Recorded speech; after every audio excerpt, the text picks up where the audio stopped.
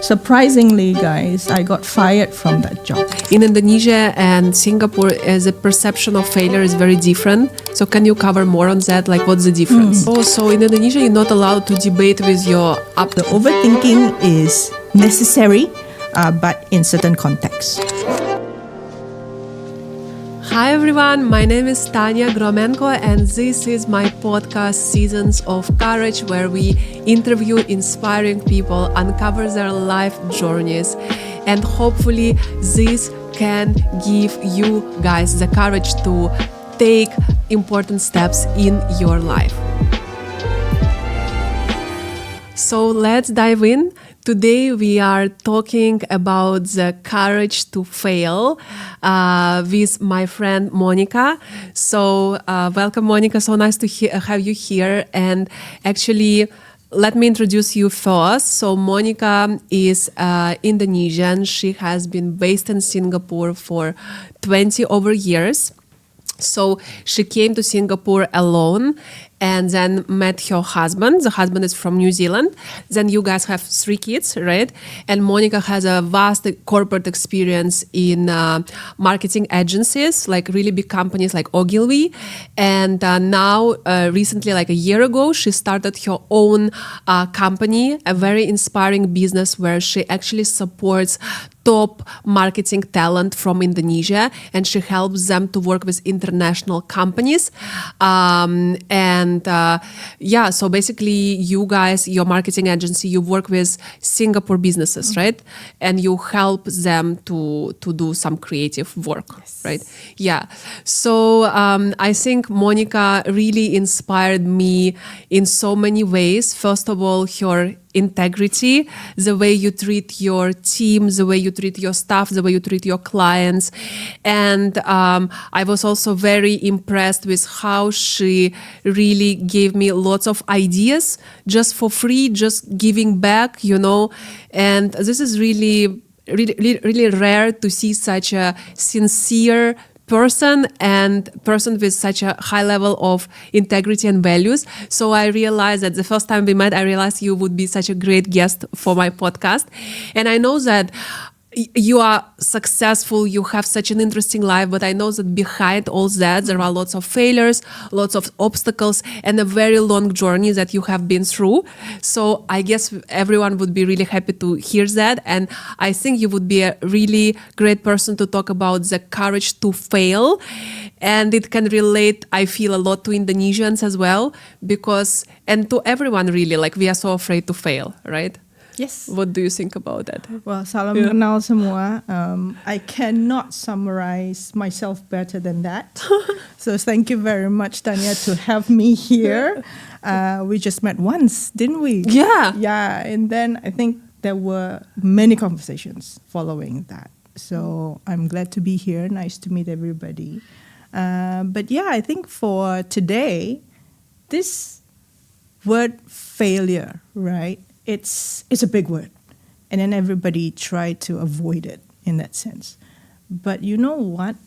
Actually, in order for us to succeed in life, you need those failures, and not just one failure, many failures. So life is about failures. It's not just about successes, you know. So especially, you know, growing up back in Indonesia, you are taught certain ways, right? You have different traditions, different work habits, different cultures. And then when you go to Singapore, it's like a shock, you know? So what failure means back home in Indonesia and what it means in Singapore is super different. And how do you navigate that, you know, amongst your personal life? With corporations, with your peers, with your colleagues. Like, there are failures every single day. So when you start to treat failures differently, I think you will be unstucking yourself.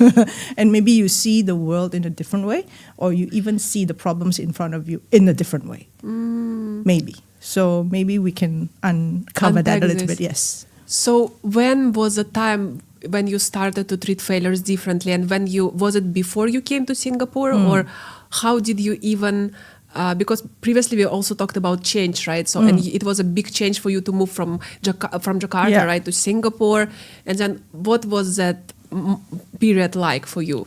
Actually, it started when I was in school, in high school, because I wasn't the brightest, I wasn't the smartest, and I went to a neighborhood school because I didn't get to go to the top schools, right? I got rejected a lot. So that's, to me, is failure number 1, 2, 3, 4, 5, right? Because you know what? Yeah, okay, go to neighborhood schools because I thought that is my place. That's it. You just have to be pasrah lah ya. Because life give you this, then pasrah aja. But then again, I realized that when you are placed into that situation, if you get the most out of it, you can get out of that. So in that neighborhood school, me, not the smartest and the brightest, are the top 3 in that school.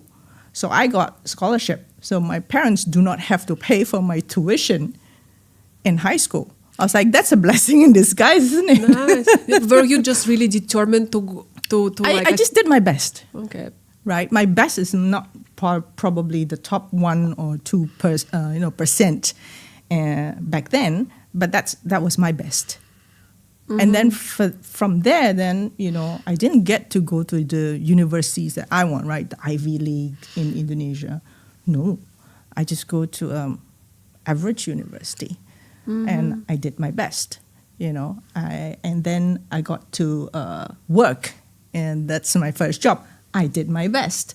And from there, I think I learned, what best means to me.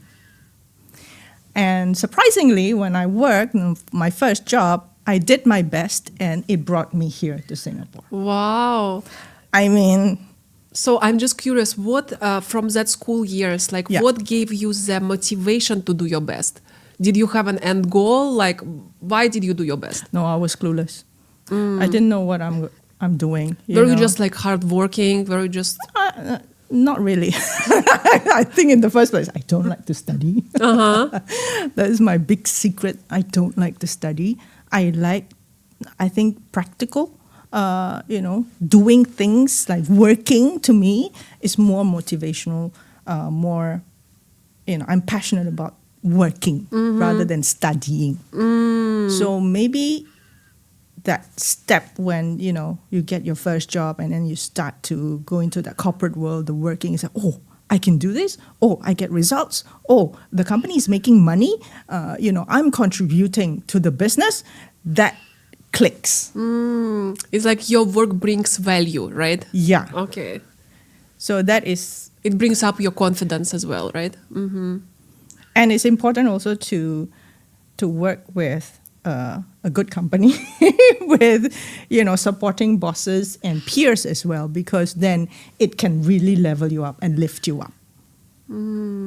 I was lucky that way, that my first job, my ex-boss, my peers are all very supportive. So when I said I would like to go overseas, and then they said, okay, I want you to be to stay in our network. So let us find you a place outside of Indonesia, but still within the corporation, within the organization.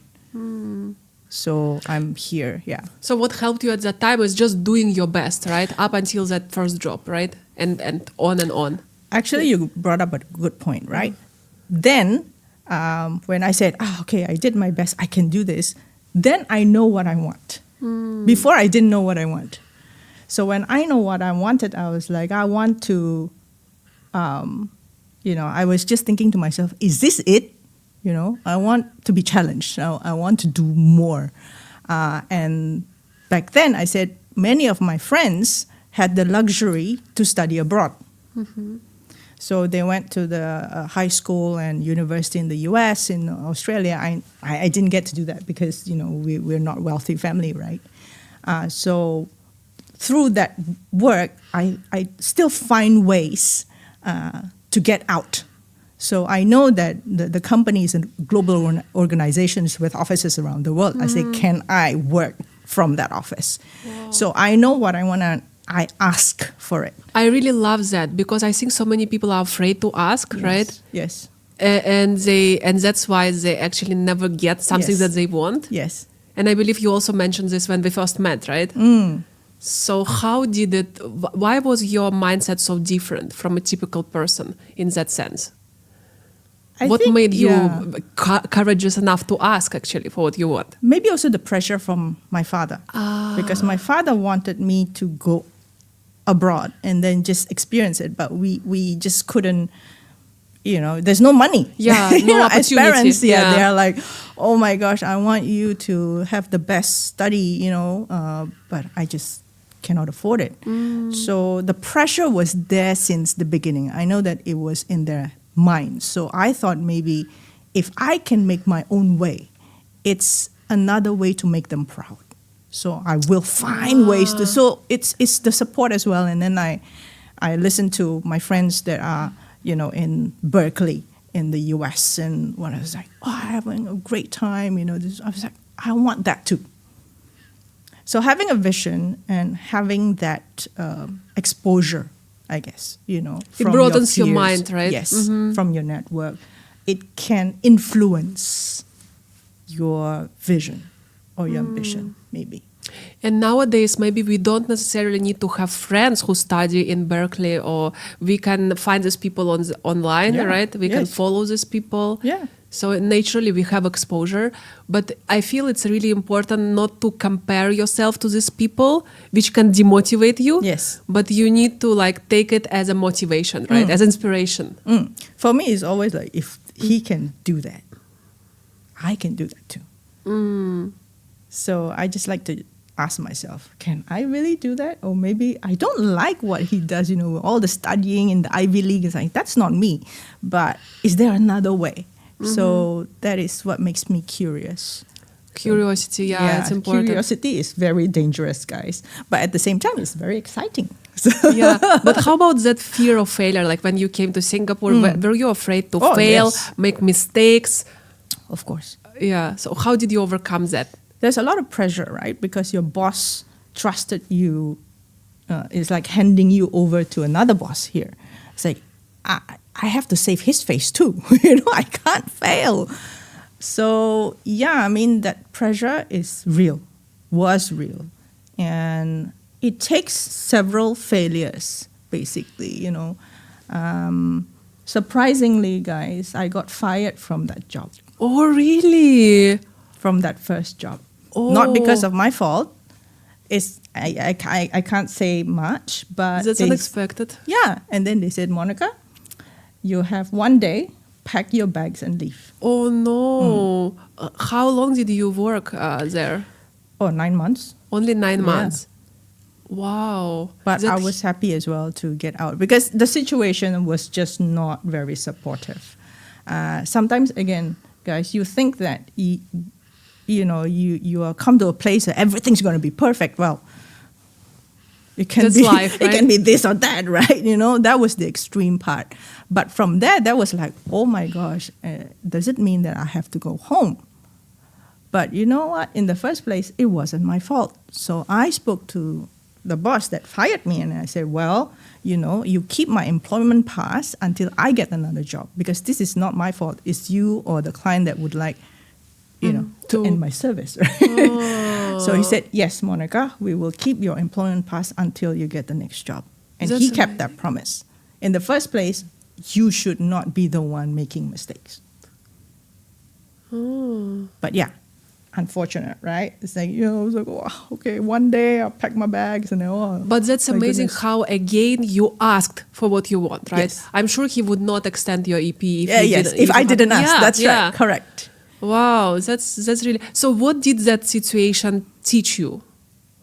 Did it change your thinking in some ways, or... Yeah, I mean, this is my second time that I ask for something that is reasonable and within someone's territory, right? Yeah. An authority. And they like that. Sometimes when you ask your boss to do something for you as a favor, they like that. Because that is when they feel like, wow, I am needed, and I can use my authority. You ask me for help because I have the authority to do certain things. So how to have that courage to ask? Is it because you value yourself enough, or is it because lots of people are afraid to do that? Yeah. So how to do it? Yeah, first things first, don't make mistakes, right? Don't make mistakes. What kind of mistakes? I mean, like it wasn't my fault that I got fired. Let's just put it that way, right? So then I said, my life is on the line right now. After 9 months, if I have to go home, first thing is like, this is not right. The second thing is, I'm going to disappoint a lot of people besides myself. So you just can't let it happen. No, I can't let it happen. So what I did was, I was thinking like, I need to try to push it to the last bit until somebody says, no, there's no other way. So you were looking for opportunities again. The trying and keep trying and keep trying. I think that is what I was trying to do. And it worked.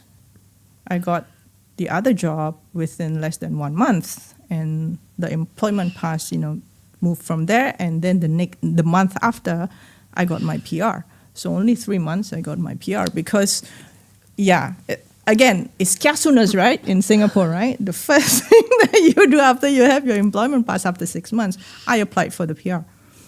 It's interesting how things can change. Like one day you are fired, you are about to leave, and then next few months you already are a PR. Yes. You are stable in Singapore, you have another job. So we probably should take it in a way that life is always ups and downs, Always right? ups and downs. So if your situation is you are down right now, it doesn't mean it will always be this way, right? And there will be an wave coming, right? Life is like the tire, right? The wheels. Yeah. It always roll.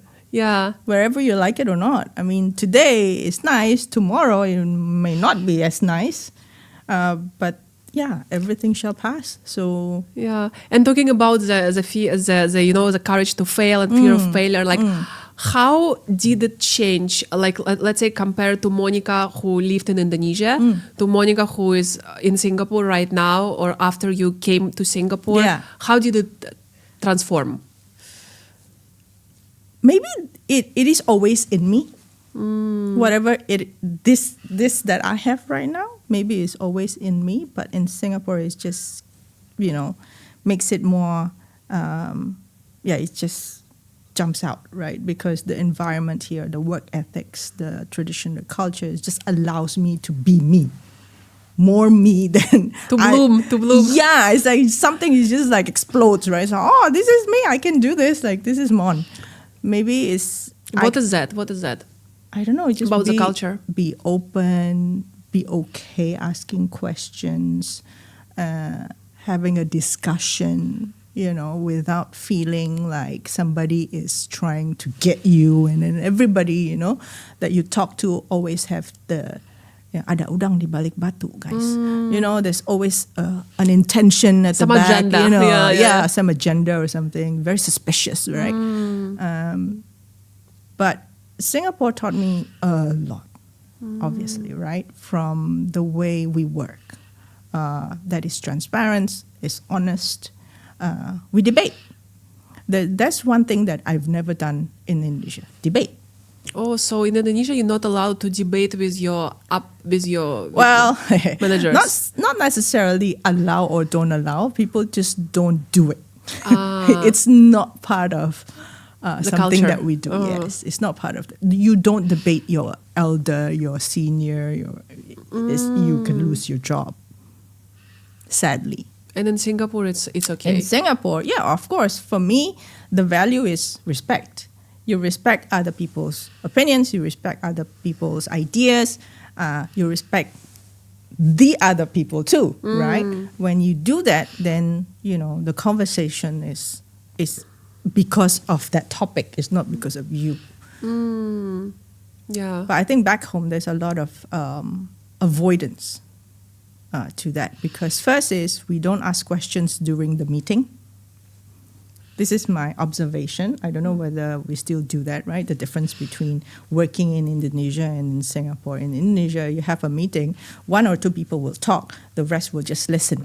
And then they go out of the meeting doing what those 2 people are talking about. I see. Right? In Singapore, you have, instead of having 10 people in the room, you only have 3 people, for example, because these 3 people are the ones that will do the work, and then there will be action points coming out of that meeting room. So everybody has a role, not just take notes role. But everybody will be asked, I was a junior then, and then they asked me, what do you think? What's your idea? I was like, I don't know. I was like, yeah, but you're in the room, Then why are you here in the room if you don't have any opinions, if you don't know what we're talking about? Then get out. Oh, so it took you some time to adjust. Yes. Yeah. I felt like I'm just going to die that day because somebody asked me to get out of the room because I don't have an opinion. Wow. I don't have Different. ideas. Yes, it's super different, right? I say, yeah, you are contributing to the conversation. If you don't have anything to contribute, why are you even there? So those are like it's a punch in the face. It's like, Wow. why am I here? I was like, I can always go back and then be in my comfort zone again. But I was like, but this is life now. And it's okay. People in front of me are still, going to drinks after that. It's not like they don't like each other. It's just that you have to debate it until you come up with a solution that is unbreakable, like, non-arguable. Oh, okay. Now I get it. Yes, of course. Then your idea is solid, right? Then when you sell it to the client will say, yeah, I get that. There's no room for error. Right. Wow. So that is a big learning from me, from the very first start. I see.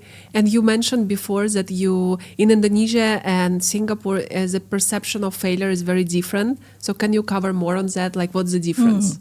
I think also Asians in general, right? Especially when we are in school, you are taught not to fail. Or even your parents will protect you so that you don't fail. Like your exam has to be great. You have to have great scores. You can't even go to the playground and fall, because then it's like, whoa, then it's like the whole world crumbles, and then your nanny got scolding because she let you fall. Oh, in Asia, specific. At least in the network or the environment that I grew up with, right? My father is very protective of us. So I don't get to swim. I didn't know how to swim until Oh, really? I don't go out and play sports. It's just really, you go to school, come back, and then just study. Very safe environment. Yeah, very safe, very protective. Failure is, that's it. If you fail, that's it, man. Like, that's it. But here, there is certain element of that, but it's more, instead of being protective, I think Singapore allows us, right, to know the process. When you fail, this is what's going to happen. The implications, that it is okay. And the process of going there, you can plan ahead. Then when you fail, okay, I have plan A if I move forward, plan B if I don't move forward, or things like that. Right? In Singapore, right? In Singapore, we always have a plan for everything, because we are taught how to think, about the process of getting somewhere. Okay. So you mean it's like a failure is just part of the process, and as long as you know how do you deal with that, you are fine. At least that's how I understand it. So again, I think not just in Indonesia, I think in general, people just, very afraid of failures, right? It's a human thing. But I think also because I'm quite old right now, right? So 20 over years in the corporate world. So you kind of grow up with it. Then you see around you, people that is very successful. It's because they trip, they fall, they come back up again. You see them the next day. and they're fine. Maybe they cry themselves out, they drink until they're drunk that day or something, but they show up the next day. Yeah, yeah. And I feel like when we ask any successful person about how they achieved the success, we would always hear lots of failures, lots of rejections, lots of obstacles, right? And I believe like what differentiates a person who is successful and those people who are still not sure how to get there is the ability to fail, right? And I always say to my students as well, like, you need to collect failures. Do not be afraid of failures. It's just part of the process. The more failures, rejections you get, the more successful you can become. If you learn from these failures, if you do your best. Yeah. I think so too. Yeah. So could you share more about like your failures during your journey, like corporate work, and when you also eventually decided to start your own company? I think in the corporate world, I probably, for that span of about 25 years working in the corporate world, I work with maybe 10 companies. Yes, I jump 10 around. companies. Wow, that's a Yes, lot. like 10 companies. So I like to go to companies that needs help. So when that company is okay, then I go to another company. You fix everything very fast and then you move on. Not very fast, but I like to fix things. So that's why it's in the CV. There will be a lot more companies.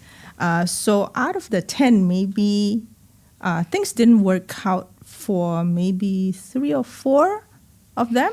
Are those failures? Yes. I was very upset and I was very because things didn't work out, right? Sometimes, the role got redundant, so you had to go, or any other situations, you wouldn't know. But yeah, after that first job, I was like, this is okay. I can always, as long as you don't tarnish your reputation because you're doing something bad or something illegal or something, because you're an asshole, for example. Don't be an asshole. So that's rule number 1. Integrity is a key, right? Yeah, that's rule number 1, right? And then, because Singapore is very small, I think, in Indonesia as well, in certain industries, your network is really small, that people know each other. So in Singapore, if you do not have that credibility, that integrity, people will know. But if you do have that, people will look for you and look after you. So I'm very lucky that I was surrounded by this really powerful and very strong and very talented people in the industry that also supports my career journey. So when I fail in this one part, they will say, don't worry, Mon, we got your back. So you help me with this thing. So I never got to, out of job for more than 3 months. And then, early last year, I started to think like, okay, in the corporate world, I thought that I'm going to be in the corporate for forever, but life has a different path, a different way. So, early last year, I started my own company. I wouldn't say that there's a failure now. I hope not, right? But it kind of like, come from that collection of failures. You learn a few things, right? What the problem that people are always facing in that specific topic or, industries. And then you say, oh, maybe I can create a solution for that. So that turns into an idea. So that's how we started Collective Minds last year. It's from there. It's from observing what other companies or people, around you, what do they need help with, in which area, and how can this solution make them win even more, and at the same time, make the people here and the other side of the coin also win. So I hope that what we do right now is a win-win for both. That is because my observation about those failures along, almost like 20 years, right? So why is this problem keep occurring until now? So, So that is also So a your learning. experience through all these years brought you to where you are Yes. today, right? So Yes. basically studying the pain points, what people need, and you Yes. bring your solution Yes. now. Yes. Okay, Yeah. understand. And like through your whole journey, did your idea of success change as compared to like 10 years ago, 20 years ago? What do you see as success now and before? I think it's still, money is still there, right? Money is still an indicator, right? It's the key indicator, like the KPI is money. But last time, during my in the corporate world, I was okay. I'm gonna get to that, salary in next year, in 3 years' time, for example. Specific number. Yes, I have specific numbers every single year. That is what kept me going. Yes, So money is one. You can say that, money is number one KPI. And I feel like money is also the indicator of how much value you bring to the world, right? Yes, Essentially. that's right. It doesn't mean that you have money, you want that money and then you don't work for it or you don't give, back for the Yeah. Of course, you have to show your worth if you want, $50,000 salary a month, right? Yeah. So you say that, why can't she get like, 50,000 and I can't? Because she doesn't sleep at night. Yeah. Or because the value of what she delivers Yeah, is it's equals this different. money, Yes. right? Yeah. It's different from what you can bring at that point in time. So first is money. That's my success indicators. And then after a while, I say, okay. In life, for me, there are 3 Ps: passion, profit, and purpose. Passion, profit, and purpose. I work for 25 years already. Passion and profit, you have to take it, right? I love what I do. I was in the industry that I love dearly, even until now. Profit, from the salary, right? So now it's time for purpose. That's why this company is built on purpose. So this missing purpose ingredient is what motivated you to start your business, right? Yes, that's right. I see. So what we do right now is, because I work in the creative industry. So throughout, last year when I get to know more Indonesians, back home after really a long time here, I realized that there are a lot of creative talents back home, right, in Indonesia, you guys there. And I would like to give you guys the chance and the opportunity to work with global brands that sits outside of Indonesia. Singapore is one hub, right? Whether it's a global hub or regional hub, companies, organizations, MNCs just park themselves here.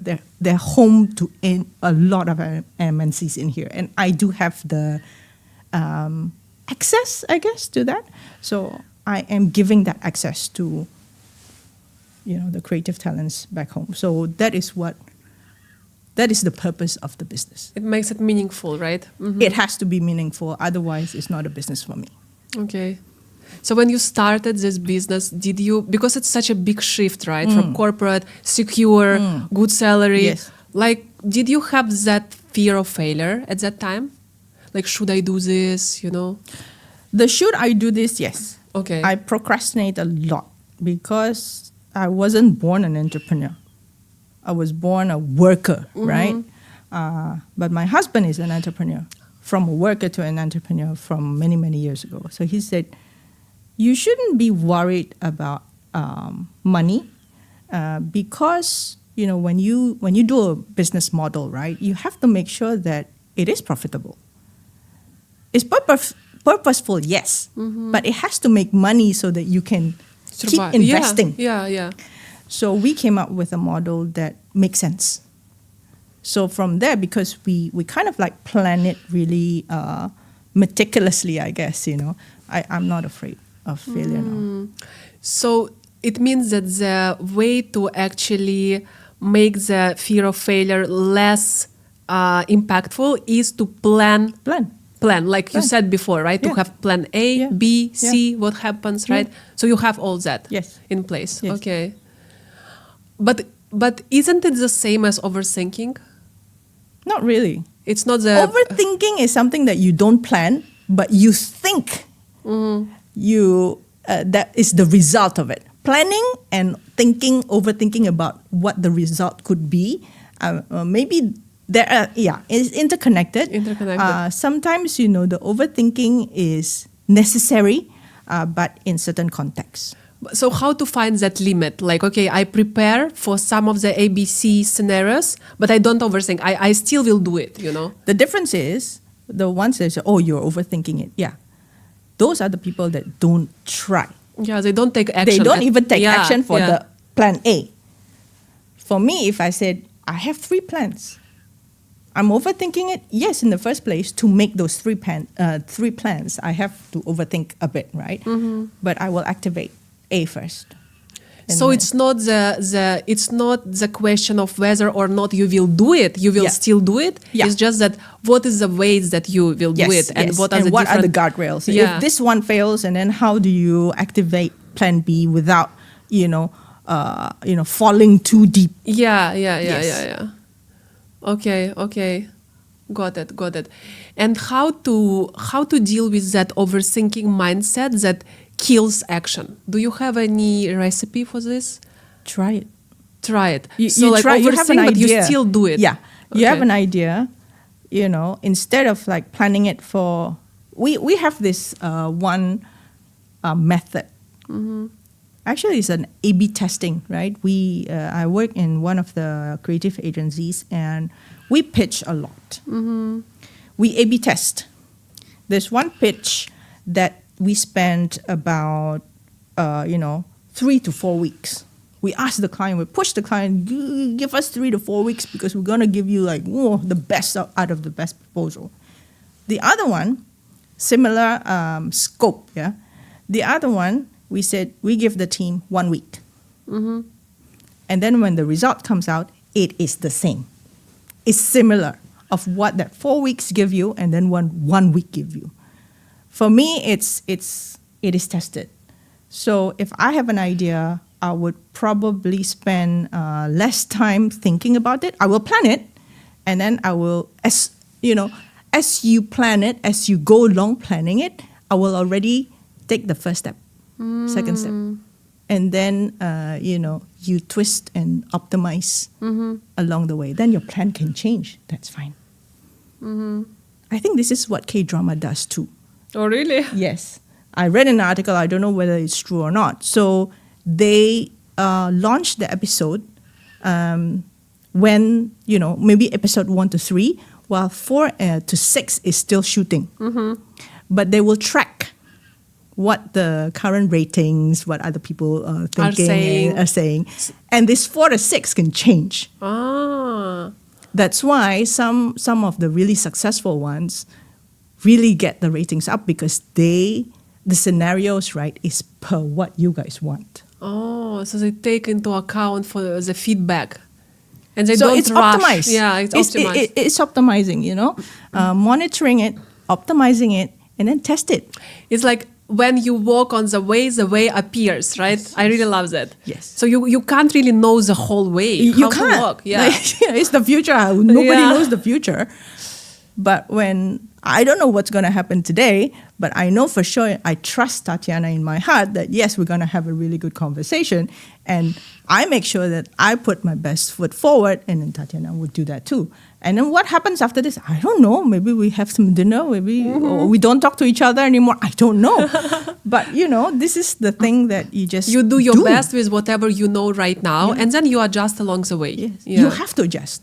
Yeah, that's the thing also, guys. Like, you have to adjust. There's no way that I'm stuck and then that's it.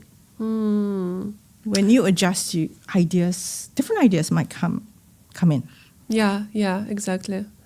And you also mentioned before about the fear of change. I feel like lots of people are afraid of change. We want stability. Did you have this fear of change with your corporate job?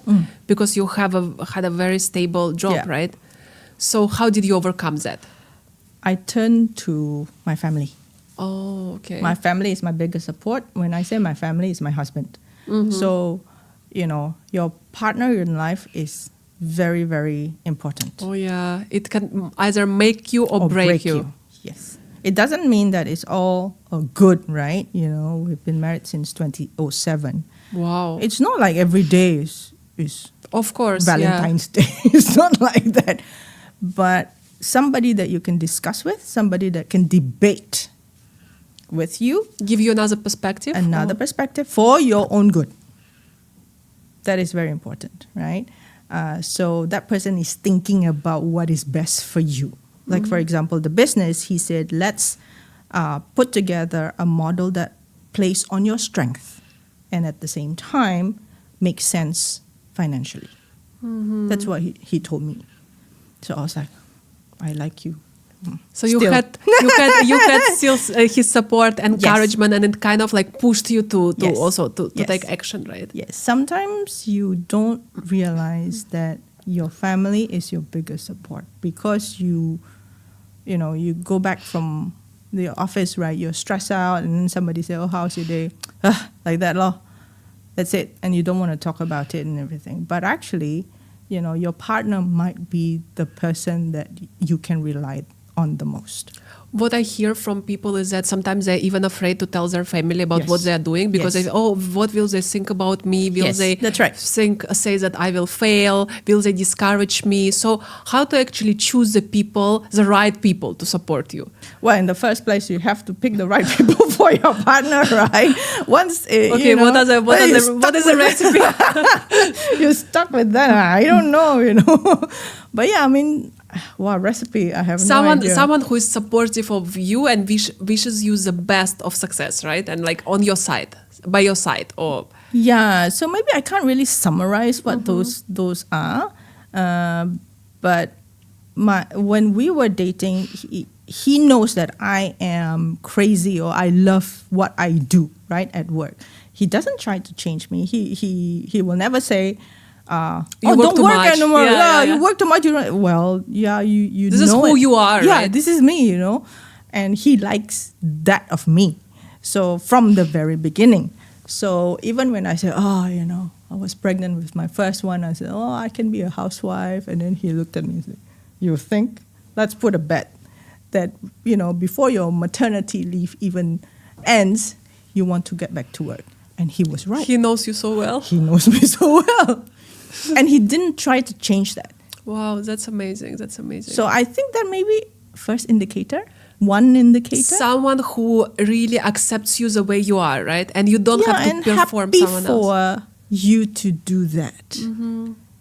And, and he's happy to be like the sofa in that sense, just listening when I come back from work. I was like, oh my gosh, I will have to do it. Yeah, he just listen and listen and listen. Wow, it's so amazing. But he doesn't try to change you. And you don't try to change him, right? No, you can't change. Yeah, you can't change another person, right? I mean, you can just say, okay, I see what you're doing right now. Have you think of it this way instead? You're so stressed like this. Is it because of this? Is it because of this? I was like, yeah, maybe. But I'm just in denial. Like, I don't want to think about it, right? But yeah, I mean, maybe before you sign those marriage certificate or whatever, right, just make sure that you have a partner that you can debate with, that you can discuss with, that is happy for you to be who you are. To be happy. Happy. He's happy to see you happy. Yeah. Wow. I don't know. Does that make sense? It makes a lot of sense. It makes a lot of sense. Yeah. Yeah. Because I feel lots of people maybe have their own ideals and standards of who they want you to be based on their own understanding. Yes. But who you are might be completely different, right? So it really makes sense, like to see you happy, to support you in what makes you happy, right? Yeah. But I mean, I'm just very curious on the marriage part as well, like, because he's an entrepreneur, like, is he different from you, or is he super different? Very different. Yes. Okay. In what way? We are the, what do you call that? The sky. Opposites. We're the total opposite. He is a super introvert guy, and I probably be an extrovert realm, the spectrum. He was a scholar, so he's very smart, and I'm not. I don't think so. You underestimate yourself. But it's just different, right? He has Yeah. those master's degrees, scholars, I was like, I'm just a neighborhood girl, like, the girl next door. And he has a Western culture, right? And I'm super Asian, like, I have certain ways on, parenting the kids, for example, like, afraid of failures, right? The kids cannot fail at school, they examine everything, make sure that. Also, you still do that Of with course, your I'm kids? Asian, right? But he is the cushion. He is the, that's why we're quite neutral as parents. Because he will bring a different perspective and they say, well, how about we do it this way? We guide them. If they fail, it's because, they don't care. Or because of this, because of that. But we give the kids, the guidance that they need. Wow. So your differences actually help you to I'm still sometimes like, oh my gosh, I don't want the kids to do that. But you know what? I see your point. Wow, that's amazing. That's amazing. I have to let go a lot, guys. Like seriously, because it's a give and take, right? Yeah. And that's always communication skills, right? Emotional maturity, Yes, right? Yes. Wow. So it's very hard. It's very hard. It's very, very hard. But it's really good to have someone like this by your side, motivate you and see you happy.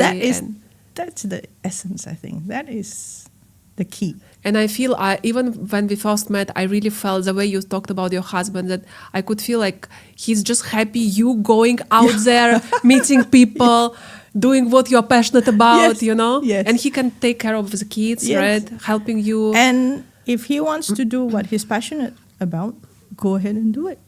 So we take turns, and that's fine too, Wow. So at That's least amazing. that's what we're trying to do.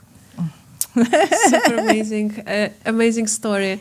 So, do you have anything to say to the Indonesians or anyone else who is just too afraid to fail, overthinking?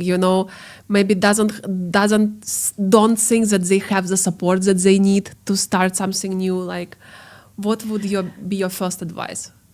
How to start? Yeah, I mean, life for everybody is different, right? I cannot say that, you have to do this, you have to do that. But actually, the environment or the context is different. So that is how it becomes a bit difficult when you say, oh, you guys need to start doing this, start doing that. But I think fundamentally, you got to know what you want. What you want to do first, right? What your strengths are. And then from there, you plan. What do you want to do, meaning where you want to get? What do you want to do doesn't mean that, I dream about doing this. No, it's just that what do you want to do now, let's say for now until next month. What is it that you want to do? Whether you're working right now, do you want to get that promotion? Or do you want to ask for a raise, from your boss? But again, context. If you want to ask for a raise from your boss and then the company is on a downfall, is it a good time? Context. So I'm not saying that do it now, right, guys? Ask for but you gotta know. You need to be aware. Think about the strategy first, right? Yeah, to achieve that, and whether that makes sense or not. So, for example, if you're still studying, know or at least plan what you want to do, right? For example, what major you want to take in the university, because it changed quite a lot. If your parents say, oh, just do this, be this. Well, that was back then, when they were, in 2000 and late, right? But right now, everything has changed. So you got to do your own research. You got to know, in the next 5 years, these are the type of jobs that will still be there. And what kind of skills that you need to get. Upskilling or maybe a new skill? I don't know. So I guess it's about like being proactive, researching. Yes. Yeah, critical thinking, right? Not just doing something that people tell you to do, but actually thinking for yourself, like what do you want to do? Yeah. What do you want to do? What can you do? And what is it that this world needs? Yeah. Passion, money, and Purpose. a purpose. Yeah. So if, just another question, like if we rewind to 20 years ago when you started your corporate job, would you still want to find a different job which has a purpose component? No, you I would still need that money. Okay. Yeah, money you would comes still, first. And the experience, I guess, right? Yeah, that's right. To bring you where you are right Yes, now, yes. right? Okay. It's okay for the young, generation to say, I want to make money. Yeah, that's important. That's okay. Money is important. Yeah, It gives you it's just being realistic. Yeah. But I see more and more the younger generations right now, they're putting purpose first, a passion and purpose first, and then profit maybe, it goes along with it. It's very different now. It's very different now, and I think it's very exciting. Mm-hmm. So, yeah, things changed. But, just don't lose yourself, I guess. Yeah, don't lose yourself and live the life true to yourself, right? With the right support system, I guess. Yes. That's very important. Wow. Correct. Thank you so much, Monica, for sharing this. I feel I have personally learned a lot as well. I think my takeaway is also especially for me, ask questions, Do not assume that you can't get the promotion, you can't get the opportunity to work overseas. Just ask, Well, you got to perform first, by the way, guys. Do your ask, best. Do your best. Before you ask, do your homework. Don't just ask and then it's like, yeah, but what have you done? Yeah. You don't want to get to that. You ask, but you also give some pointers why they should. Yeah, you perform first. Yeah. You make sure that your work defines who you are at the work place. Yeah, and make the work speaks for itself, speaks for you. So do your best, right? Do your best always, and then don't forget, don't be afraid to ask. Don't be afraid to fail, because the more you fail, the more chances of success you have, right? And don't overthink. You just think about the way A, way B, way C, what you are going to do, but you still take action step by step. Yes. And don't forget that when you walk on the way appears, right? You don't have to have it all figured out from day one. No. You can adjust as you go. So That's right. Thank you so much, Monica, for the talk today. I'm sure that it will be very insightful for the audience. And thank you so much, guys, for listening. I hope that you are now having the courage to fail and to live true to your heart and really to achieve the life that is true for you, that is purposeful, that has passion, money, and purpose, right? 3 ingredients. That's right. Yeah. Thank you so much for watching. Before we end, don't forget to subscribe to my channel and like this episode. See you next time, guys.